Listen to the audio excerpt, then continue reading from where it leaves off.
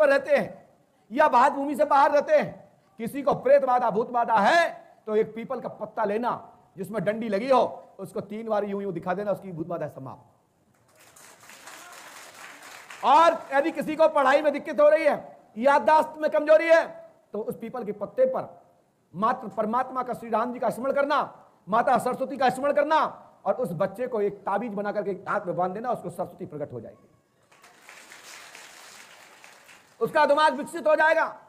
और यदि घर में किसी प्रकार से नांग या सर्प से कोई दर्द दिखाई दे रहा है, कष्ट हो रहा है, बार बार काट रहा है, या घर में कोई नांग या परेशान कर रहा है, तो वही पीपल के पत्ते को अपने द्वार पे बांध देना, चौखट पर। तुम्हारे घर में बसेड़ा ऐसा कोई भी कीड़ा, जहरीला जीव आपके मकान में प्रवेश नहीं करेगा। जो दोगला नस्ल की कौम की कोई ऐसा कीड़ा है, कोई ऐसा जहरीला है, तो वो भी तुम्हारे घर में विष नहीं छोड़ पाएगा, जब मैं गारंटी देता हूं। जैसे मोर पंख के विषय में बताया जाता है, जिसके घर में मोर पंख होती है उसके घर में सर्प नहीं आता है, जिसके घर में मोर पंख होती है उसके घर में सर्प नहीं आते। उसी प्रकार से पीपल का पत्ता जिसके घर में द्वार पे टंगा हुआ है, पुड़िया में या नारियल के साथ में या किसी ताबीज के रूप में, तो आपके घर में ऐसा कोई भी जहरीला कीड़ा प्रवेश नहीं कर पाएगा। कोई भी कीड़ा, कोई भी सर्प, कोई भी नांग आपके घर में प्रवेश नहीं कर पाएगा। यदि कोई दोगली नस्ल की कोई ऐसी है जो आन और दुहाई नहीं मानती, तो वो तुम्हारे घर में विष नहीं फैला पाएगी, जो मैं गारंटी देता हूं। ऐसा हमारे ये पुरानी पद्धतियां हैं जो हमारे पूर्वजों के द्वारा, हमारे ग्रामवासियों के द्वारा, हमारी पूर्व माताएं बहनों के द्वारा जो प्रथा चली आ रही थी, वही प्रथा को अब मिशन आ गया है कि घर घर छोटे छोटे टोटके, छोटे छोटे उपाय, जिनमें मंत्र जंत्र नहीं करना, कोई पूजा पाठ नहीं करना, सरल तरीके से उपाय पहुंचा देना, ये पंडोकर सरकार के दरबार का संकल्प। और आपको छोटे छोटे यंत्र, तंत्र, मंत्र, तंत्र, जंत्र, टोटक, टाऊ इत्यादि विधि को बता करके आपको घर बैठे छोटे मोटे जानकार बना रहा हूं। एक नारियल घर में टांग लेना मात्र अपने इष्ट के नाम से, आपको मान के चलिए तुम्हारे घर में भूत बाधा नहीं घुस पाएगी। और घर में यदि कोई बलि लगना होगी, अकाल मृत्यु घटना दिख रही हो, किसी ने कह दिया तुम्हारे घर में बलि लगने वाली है, आपके घर में आपके बच्चे के साथ दुर्घटना होने वाली है, तो आप ध्यान रख लेना, 2 नारियल लेना, उस एक पे कहना, हे भगवान, हे बलि को लेने वाले, अकाल मृत्यु को ग्रहण करने वाले, अकाल आत्मा को ग्रहण करने वाले, परमात्मा के चक्र विधान के नियति के अनुसार यदि मेरे बच्चे की या मेरे परिजन की आयु है, तो ये बलि अमुक नाम के व्यक्ति को हम समर्पित करते हैं, इसकी बलि स्वीकार करें। और तत्काल में अमुक पुरुष के नाम से उसका हाथ लगवा करके उसको तोड़ दें, आपके घर की दुर्घटना टल जाएगी। ये कई जानकार लोग इसका फायदा उठा रहे हैं। आजकल बड़ी प्रथा बनी है, चल गई है, घर घर भभूति बांटने की। वो भभूति नहीं है, वो राख है, राख। हाथ लगाने से वो भभूति नहीं बन जाती, जिसमें कम से कम गायत्री मंत्र का आहुति ना दी हो, नवग्रहों की आहुति ना दी हो, जिसमें 10 महाविद्याओं की आहुति ना दी हो, किसी देवी देवताओं का अनुष्ठान ना किया गया हो, तो वो उसकी बगैर भस्म के भस्म भभूति नहीं बनती। और जितने आजकल ये भभूति बंटवा रहे हैं या बांट रहे हैं, ये सब मान के चले दुकानदार लोग हैं। दुकानदार घिराक पनपा रहे हैं और भीड़ जुटाने के लिए और लोग तमाशा देखने के लिए और चमत्कार हो जाए, इसकी चक्कर में लाखों लोग परेशान हो रहे हैं और पैसा बर्बाद कर रहे हैं, धक्के खा रहे हैं, और कई लोगों की तो स्पॉट मृत्यु हो जाती है। ऐसे भभूति बांटने वाले लोगों के लिए मैं कहता हूं, ये नौटंकी बंद करो, नौटंकी बंद करो। ऐसी सादा राख खिलाने से कैंसर हो जाएगा। इसलिए यज्ञ की अनुष्ठान की भभूति छनवाइए और उसको वितरित कराइए, तो मैं गारंटी देता हूं वो भस्म का काम करेगी। जैसे लोह भस्म, स्वर्ण भस्म है ना, चांदी भस्म, अन्न भस्म, उसी प्रकार से यज्ञ भस्म भी होती है। अथर्ववेद के अंतर्गत मैं बोल रहा हूं।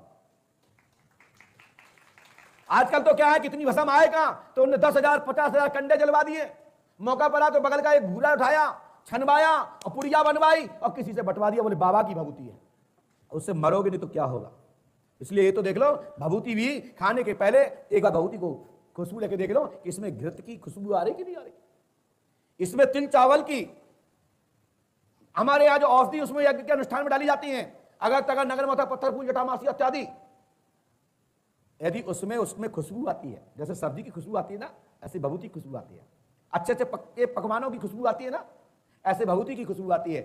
राख को मत खाइए, राख को खाओगे तो फेफड़े में इंफेक्शन हो जाएगा। जल लीजिए, भभूति लीजिए, मंदिरों की जाकर भभूति लीजिए, यज्ञ कुंड की भभूति लीजिए और किसी साधक से भभूति लीजिए, आपको भभूति मिल जाएगी। आजकल तो भभूति लाखों पुड़ियां बनवा करके वितरित करा जा रही हैं, घर घर दुकानें चलाई जा रही हैं, जिससे कि कोई 2 रुपया, कोई 5 रुपया, कोई 10 रुपया, कोई 50 रुपया, कोई 100 रुपया डालेगा और लोगों को लगेगा और ये साहब महाराज जी मुझे इतने बहुत चाहते हैं, घर घर भभूति बंटवा रहे, भभूति नहीं बंटवा रहे, जहर बंटवा रहे, जहर। इससे बचो।